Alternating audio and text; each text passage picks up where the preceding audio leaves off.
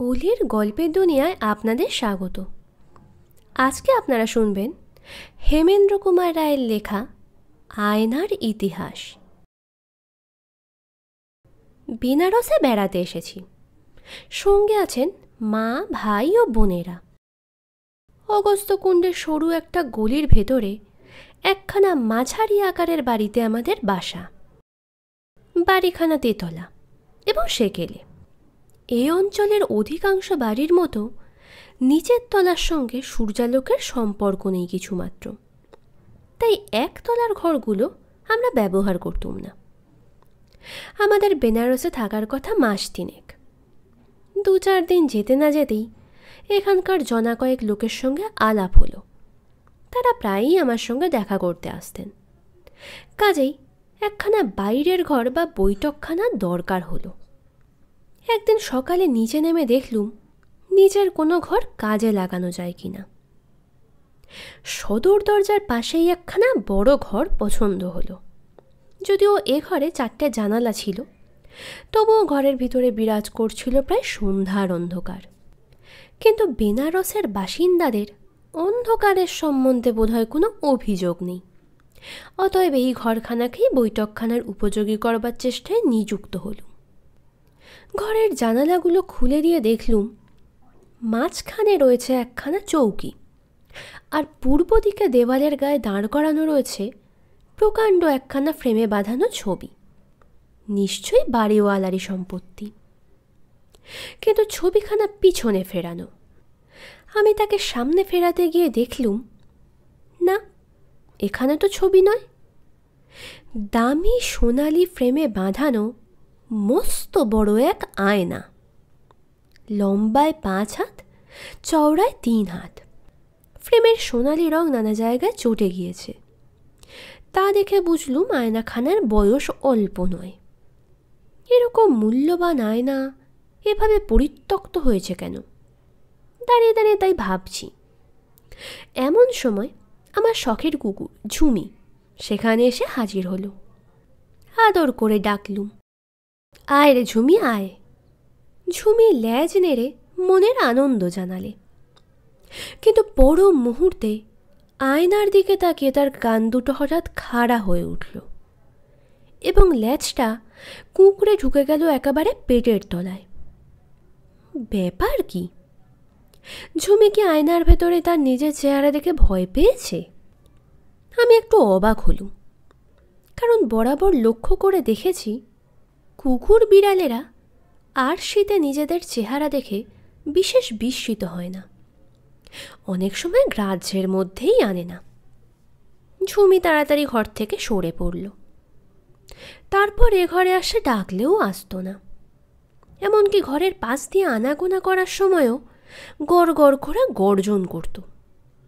তার এই ব্যবহারের কারণ বোঝা গেল না। দিন 3 পরের কথা, দোতলায় বসে মায়ের সঙ্গে গল্প করছি। হঠাৎ নিচে থেকে এলো বিমলের পরিত্রাহী চিৎকার। বিমল হচ্ছে আমার ছোট ভাই, বয়স 7 বৎসর। দ্রুত পদে নিচে নেমে গেলুম।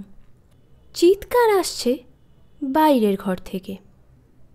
সেখানে গিয়ে দেখি আয়নার সামনে জড়সড় হয়ে বসে ভয়ার্ত স্বরে বিমল চিৎকারের পর চিৎকার করছে। কি রে বিমল, কি হয়েছে? জুজু দাদা, জুজু, আয়নার ভেতরে জুজু। কি যাতা বলছিস? কই আয়নার ভেতরে তো কেউ নেই, তুই আর আমি ছাড়া। না দাদা, একটা ভয়ানক জুজু আয়নার ভেতর থেকে কটমট করে আমার পানে তাকিয়েছিল। তার ছেলে মানুষে ভয়ের কথা শুনে আমি হো হো করে হেসে উঠলুম, কিন্তু আমার হাসি শুনেও বিমল কিছুমাত্র আশ্বস্ত হলো না। দারুণ আতঙ্কে আয়নার দিকে তাকাতে তাকাতে পায়ে পায়ে পিছিয়ে পড়ে ঘর থেকে সে পালিয়ে গেল। ব্যাপার কি? অবলা পশু ঝুমি, অবুঝ শিশু বিমল এ ঘরে ঢুকে দুজনেই এরকম ব্যবহার করলে কেন? দুজনেই ভয় পেল ওই আয়নাখানা দেখে। আশ্চর্য! একখানা জীর্ণ তক্ত সাধারণ সেকেলে আরশি, তার অপরিষ্কার কাঁচের ভেতর দিয়ে দেখা যাচ্ছে কেবল এই ঘরেরই খানিকটা অংশ। এর মধ্যে আবার ভীতিকর কি থাকতে পারে? তবে কি ওর পেছনে কিছু লুকিয়ে আছে? সাপ টাপ বা অন্য কিছু জীব? সাবধানে এগিয়ে হেলিয়ে দাঁড় করানো সেই আয়নাখানার পিছনে উঁকি মারলুম। কিছুই নেই। আরও ভালো করে দেখবার জন্য 2 হাতে আয়নাখানাকে টেনে ধরে সরাতে গেলুম, কিন্তু পারলুম না, বিষম ভারী। অথচ সেদিন এখানাকে আমি নিজে হাতেই ফিরিয়ে খুব সহজেই সোজা করে দাঁড় করিয়ে দিয়েছিলুম। হঠাৎ এখানাকে জগদ্দল পাথরের মতন ভারী বলে মনে হচ্ছে কেন? আরও খানিকক্ষণ প্রাণপণে টানাটানির পর ব্যর্থ হয়ে চেষ্টা ছেড়ে দিলুম। এ আবার কি রহস্য? কয়েকদিন কেটে গেল। সেদিন দুপুরে 2 জন বন্ধু এসেছিলেন। বাইরের ঘরে বসে খানিকক্ষণ গল্প করে তারা চলে গেলেন। আমি একলাটি বসে খবরের কাগজ পড়তে লাগলুম। দুপুরবেলায় এ ঘরটায় খানিকক্ষণের জন্য কিছু আলো আসে। পড়তে পড়তে প্রাণের ভেতর কেমন একটা অস্বস্তি বোধ করতে লাগলুম। মনে হলো আমি যেন এ ঘরে আর একলা নেই। কে যেন অপলক চোখে আমার পানে তাকিয়ে আছে। মুখ তুলে অবশ্য কাউকে দেখতে পেলুম না, দেখতে পাওয়ার কথাও নয়। কিন্তু তবু মনের ভেতর থেকে সেই অদ্ভুত ভাবটা তাড়াতে পারলুম না। সেখানে আমার পাশে অদৃশ্য আর একজনের অনুপস্থিতি অনুভব করতে লাগলুম বারংবার। আবার মুখ তুলে তাকাতেই চোখ পড়ে গেল সেই পুরাতন আয়নার দিকে, এবং সঙ্গে সঙ্গে আমার সর্বাঙ্গ শিউরে উঠল। আয়নার মধ্যে সবিস্ময়ে দেখলুম ঠিক আমার পিছনে দাঁড়িয়ে আছে এক ভীষণ মূর্তি। হ্যাঁ, সেই মূর্তিকে ভীষণ ছাড়া আর কিছু বলা যায় না। তার চোখ দুটো কোটর থেকে যেন ঠিকরে বেরিয়ে আসতে চাইছে। তার জিভখানাও ঠোঁটের ভিতর থেকে বেরিয়ে ঝুলে পড়েছে, আর তার গলা জুড়ে রয়েছে একটা টকটকে লাল দাগ। আমি একবার একটা গলায় দড়ি দিয়ে মরা লোক দেখেছিলুম। এরও চেহারা ঠিক সেই রকম। কয়েক মুহূর্ত বসে রইলুম আচ্ছন্দের মতো। তারপর ভয়ে ভয়ে পিছন ফিরে তাকালুম, কিন্তু কই, আর কেউ তো এখানে নেই। আবার আয়নার দিকে চোখ গেল। তার মধ্যেও আমি ছাড়া দ্বিতীয় ব্যক্তির চিহ্ন নেই। ভূত টুত মানি না, আর এমন অসম্ভব কখনো সম্ভব হয় না। কিন্তু আশ্চর্য আমার চোখের ভ্রম। নিজের মনেই হেসে উঠলুম। এ হচ্ছে শিবের কাশি, আর শাস্ত্র বলে শিব হচ্ছেন ভূতনাথ। তবে কি কোনো শিবানুচরই সময় কাটাবার জন্য আমার সঙ্গে কিঞ্চিত মস্করা করবার ফিকিরে আছেন? অন্য লোক হলে হয়তো তাই বুঝত, কিন্তু আমি হচ্ছি অবিশ্বাসী আধুনিক বাঙালি। মেডিকেল কলেজে দস্তুর মতো মরার পর মরা কেটে পরীক্ষায় উত্তীর্ণ হয়েছি। আমার কাছে শাস্ত্রীয় কুসংস্কারের কোনো ধাপ্পাবাজিই খাটবে না। অ্যানাটমির কোনো কেতাবেই ভৌতিক দেহের বর্ণনা নেই। ভূত পেতনি বাস করে কেবল শিশুদের উপকথায় আর অশিক্ষিত লোকের কল্পনা জগতে। কিন্তু মনের ভিতরটা কেমন করতে লাগলো। এই আবছায়া মাখা স্যাঁতস্যাঁতে ঘরের হাওয়া যেন বিষাক্ত। এ ঘরে কেউ নেই বটে, তবু যেন সন্দেহ হয় আমি ছাড়া আর একজন কেউ এখানে নিশ্চয়ই আছে। তার নিষ্পলক দৃষ্টি এসে বিঁধছে আমার সর্বাঙ্গে। খবরের কাগজ ফেলে উপরে গেলুম। বিমলকে ডেকে প্রশ্ন করে বুঝলুম আয়নার ভিতর সে যাকে দেখেছিল তার চেহারা হচ্ছে আমার আজকের দেখা লোকটার মতোই। গভীর বিস্ময়ে হতভম্ব হয়ে গেলুম। আমাদের দুজনেরই এমন একরকম চোখের ভ্রম কেন? কুকুর ঝুমিয়ে বা ও ঘরে ঢুকতে চায় না কেন? সে তো শাস্ত্রীয় ভূতনাথের নাম শোনেনি, বা উপকথায় উপদেবতার গল্পও পড়েনি। তবে তার ভয় পাবার কারণ কি? গঙ্গার ধারে ভূষণবাবুর সঙ্গে আলাপ হয়েছিল।